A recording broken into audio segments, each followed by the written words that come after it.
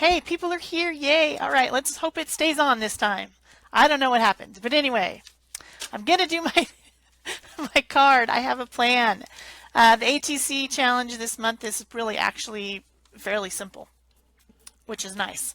But it may take me a few minutes. So let's get started. Step one was draw big. And to me, that just means in the frame of your page or ATC or whatever, making the image on it larger than life. So I'm going to do that first. I'm going to use my drafting pencil to make a quick sketch. There's a lot of noises coming in my headset. Bling, bling, bling, and all kinds of stuff. This is so weird. I'm freaking out. Anyway, I thought, okay, so this card is a small part of something, and I decided to do a face, and a small part of a face would be an eye. I don't think I want to start down there. So I have my 2B graphite in a drafting pencil, which is what I prefer to do illustration with. So I'm going to start maybe down a little bit further. I don't know. I'm pretty picky about my drawings. I erase a lot, so sorry about that. I'll try to do quick. So there's the upper eyelid. Here's the tear duct. This is in the corner of the eye. Here's a lower eyelid. And the edge of the eye, where your eyeball sets down inside, if you know what I mean. I did want to show you guys this eraser. This is a Tombow Mono Zero eraser, something that's fun to have. It's got a little clicky thing, and then the eraser comes out, and it's really tiny. So if you're doing really tiny illustrations, you can erase inside of them. So it's kind of handy to have. It looks like we have 6 viewers now. So it's working, and it hasn't turned off. Everything's great. I'm so stressed, so stressed. All right, here's the upper fold of the eyelid. And then here's the waterline down here. You guys, all the fashionistas talk about the waterline all the time. It's just basically your lower eyelid. And then up here we would have an eyebrow, of course. It's going to be going off the card. Then we would have an iris in the center. That's the colored part of your eyeball. And then a pupil. When you're drawing eyes, a good thing to remember is that unless your eye is like totally popped open, crazy, your whole iris doesn't show. Some people want to draw a circle right in the middle of the eye and an iris, and then it just looks like that the person whose eye it is would be like totally shocked, like or startled or something. Their eyes are totally open. So you want to just kind of do like 3/4 of the circle. So there's my basic drawing, and so I'll leave that for now, and we'll add color and things to it later. I'm fairly happy with that. Next step, so that was step 1. Oh, you can't see that. Step 1, draw big. Step 2 is to use a gel medium or gesso to create a resist image. Hi, Peggy. Everyone, oh, we've got 8 viewers now. Okay. So to do a resist image, it says to use a gel medium or gesso, and I prefer to use a gloss medium because it basically just seals up the paper, and then any water soluble media that goes over the top just runs off. That's the theory. Looks like Road is here. Yeah, we've got 11 people. Wow, we're going now. So this is the one from Art Basics, but you could use any gloss medium. This is just what I have. So I'm going to use a stencil to go along with it. Hopefully my stencil's clean again. This stuff you need to kind of wash off your stencils because it'll get them all goopy. And I'm just going to use a cosmetic sponge for this. You could use, this is 3D gloss gel, so you could make it three-dimensional if you wanted to, or something like that. But I'm just going to kind of wipe it on for this application. Just going right through the little circles on this Crafter's Workshop stencil. I don't want it too thick because we're live here and I don't want to have to spend a whole bunch of time trying to dry it. I am going to have to dry it because obviously that's not going to work if I don't, but I don't want to spend 1,000 years trying to dry something. So I don't know if you guys can see it, but it's on there and it's just kind of looking like fish scales. Which, I mean, I didn't want it to be fish scales. That's just what it looks like, kind of. So I'm going to do a little bit over here.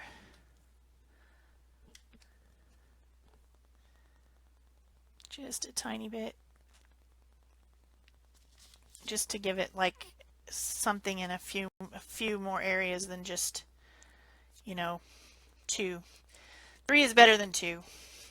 5 might be better than 3, but anyway, that's my gel medium applied. I'm going to have to make noises. I want to get this off my stencil as soon as possible. Okay. All right. I think we're back in business. I don't know. Maybe. Okay, so I don't know if you guys can see there. Yeah, you can see it, I think. It looks like it on my screen anyway. All right. So that is to use gel to create a resist image, and we're gonna use some water soluble media to make it look like a resist. That's going to be the next step. So I have water, clear, clean water. Let's see if we can move some of this stuff out of the way. And I have a good watercolor brush. This one is Urict. I don't know how you say it. 6150-R. A number 14 has a fat tip. It has a fat bunch of brushes and then a teeny tiny tip. I can do very fine work with it. And I've got my Koi watercolors. This is the travel set. It's a limited palette, but you can really blend up anything that you want with it. And I'm going to get these cakes wet with my spray bottle a little bit so that they're ready to go when I'm ready to use them. And then we'll start to apply color. Need to get the one I did earlier set up so I can see. And I've got a paper towel and also a baby wipe. I just wanted to blend out the graphite a little bit so it's not such harsh lines from where I sketched. This also helps add in some shadows a little bit. And this is just a blending stump, sometimes called a tortillion, which makes me laugh because I eat a lot of tortillas, which is a flatbread. And so I always want to call it a tortilla, but it's a tortillion. Okay, back to the watercolor. I'm going to start with a little flesh tone, just a little bit around. I already got the paper wet. Now see where the areas are that, well, the areas are that glossy stuff is, it does resist the color. So that's where the resist is coming in. You guys see? It's glossy and plasticky, and so it just resists the color right out of there. Works great. So let's have a little bit of fun with this. Let's maybe use some pinky color. And I just use the top of my palette to blend colors, and then just put them on. And for this type of a project, I like to press down my brush and get a little bit of water on there and then let it drip.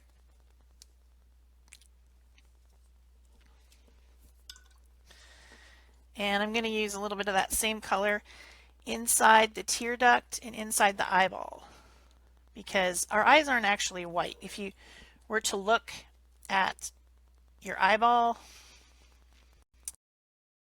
it's actually quite pink, but that's a little bit too pink. So I'm going to blot it a little bit.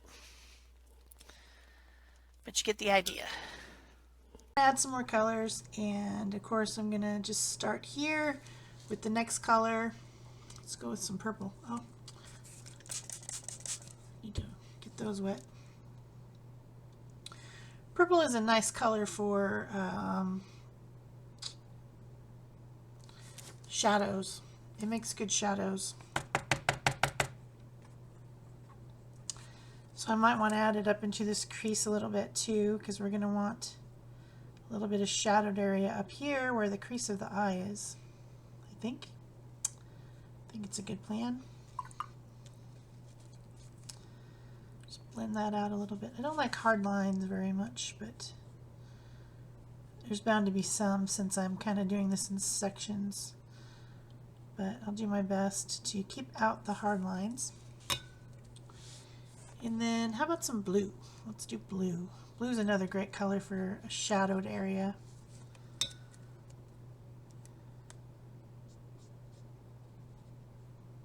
don't want to get it into the tear duct too much there. Let's see if we can get that one to drip.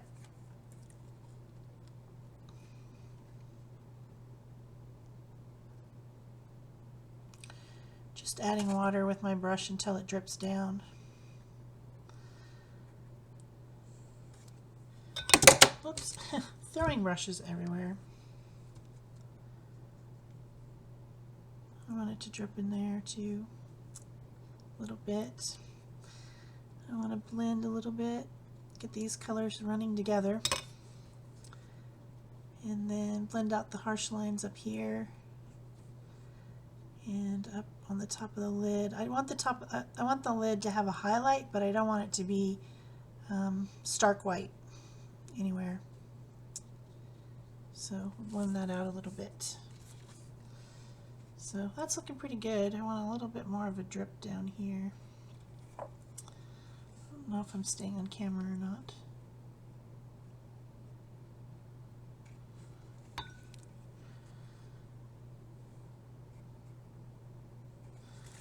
Okay, pretty happy with that. So let's, I got some bleeding going on here.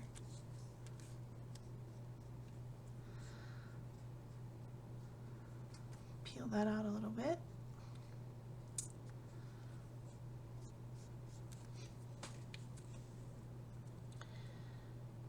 So I think I'm going to go into the eyeball, and I'll just get some little bit more yellow down here. Making me happy.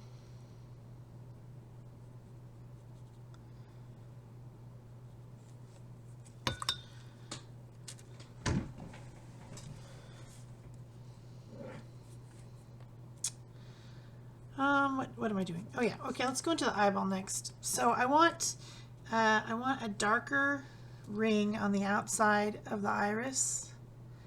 So I'm not going to put water in there. I'm just going to go ahead and just paint it with wet paint is my plan.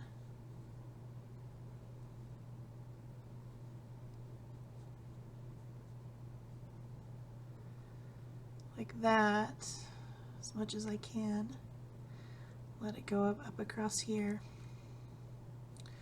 Trying to keep the iris in a pretty good shape. And I'm going to come in with a lighter color and put it on the inside around there to give it a little bit contrast. I'm going to kind of need to dry this, I think, guys. I didn't mean to do it, but I think it's going to have to be dried.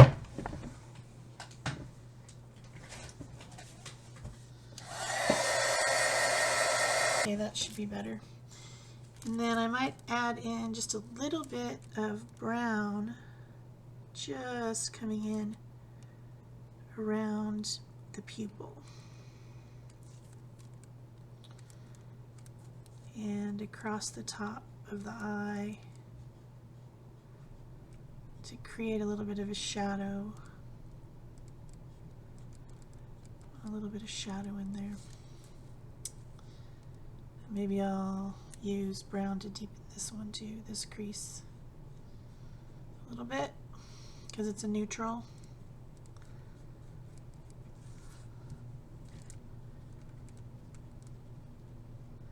So that the crease of the eye stands out a little bit.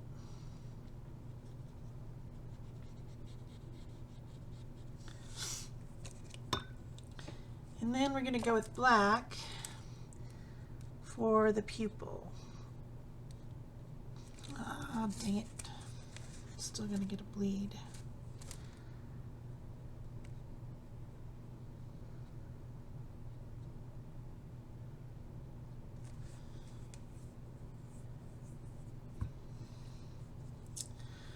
Add back in a little bit more of that green, I think.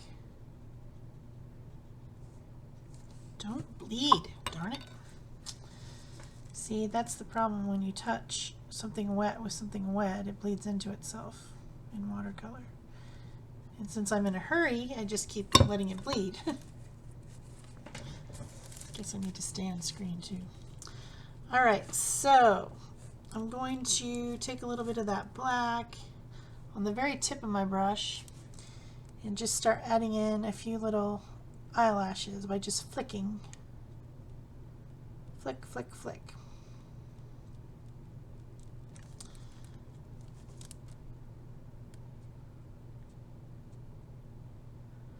I could use a smaller brush. It probably would have been smart, except for I didn't bring one in here, so can't really do that.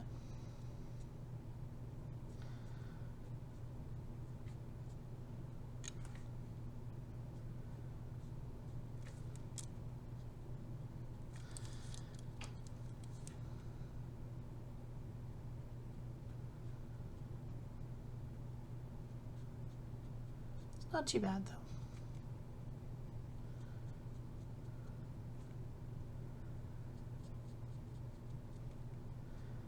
Give the idea of an eyelash.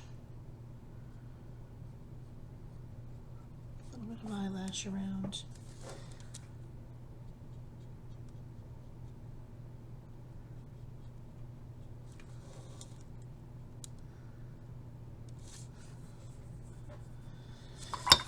Okay. Darken up the pink a little bit in the tear duct area along this lower edge. And then I'm going to bring a little bit of brown up to this eyebrow up here.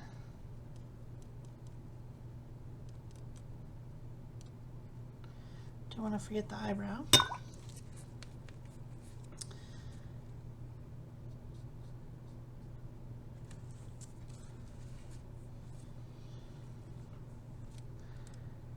And this edge is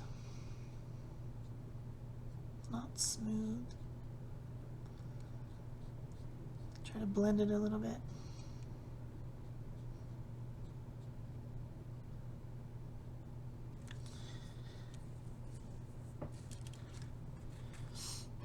All right, let's give it another dry real quick. A little bit of the black up here in the eyebrow, just a little bit. Some contrast, and just try to get like a line along here, a bit more of a line. Fill out some of these eyelashes again. This girl has a bit of mascara, I guess.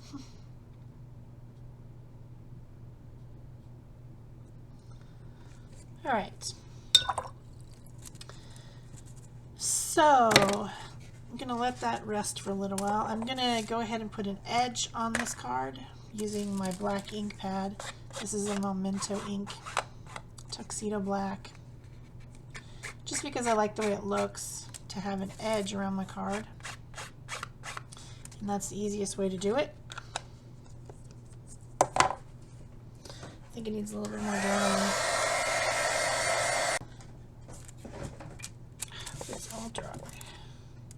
looks like it. All right, now to finish up with a little bit of detail before we move on to step 3, let's go ahead and get out the black and the white Posca pen. You know, we couldn't have life without Posca pens. And I'm just going to clean up this pupil edge with the black, make it look a little bit better. And a little bit of definition around the iris, just at the top here to start with. And then we're going to get in some highlights here. I like to have a little bit of interest by adding the white around the iris, like in kind of little spokes. I think it makes it look good. And then the actual highlight is in the pupil. So I'm going to give some there and some there. And let this go up a little bit. And then I'm going to add a little bit right here. And a little bit right here. Just whiten that up a little bit. And then a little bit of highlight along the waterline, the lower lid, and into the tear duct. That's just like the areas where there's a little bit of shininess because there's some water that's pooled up there. If that makes sense. And then I'm going to add a few highlights into these eyelashes, like that, because I think it looks good. It's not as realistic, but it still looks good.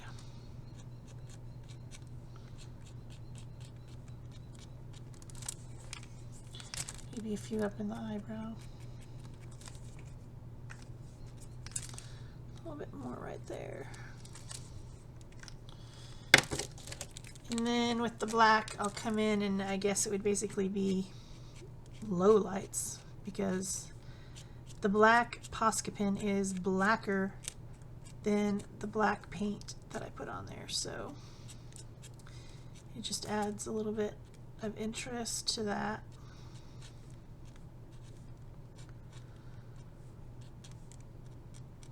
A bit more definition.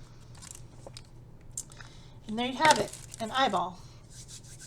So for step 3, it is print and attach something from your computer. I printed out a few little sayings about eyes.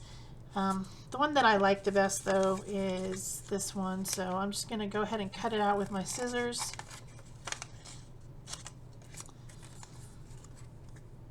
I printed a few different ones just because I wasn't sure what I wanted, but then I decided that this was the one I wanted. Because it's so true. It says, your eyes speak the truth when everything else is a lie.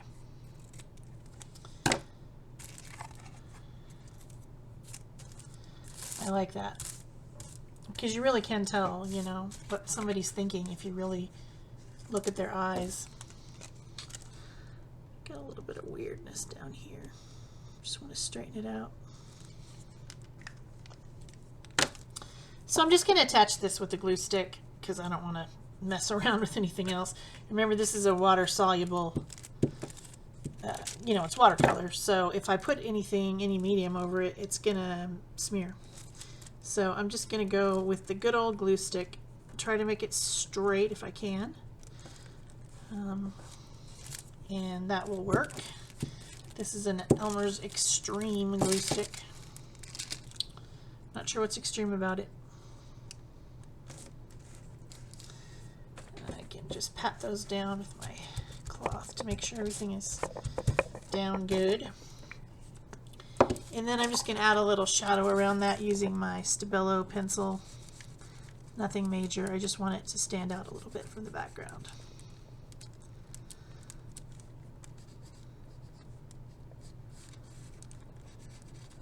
Okay.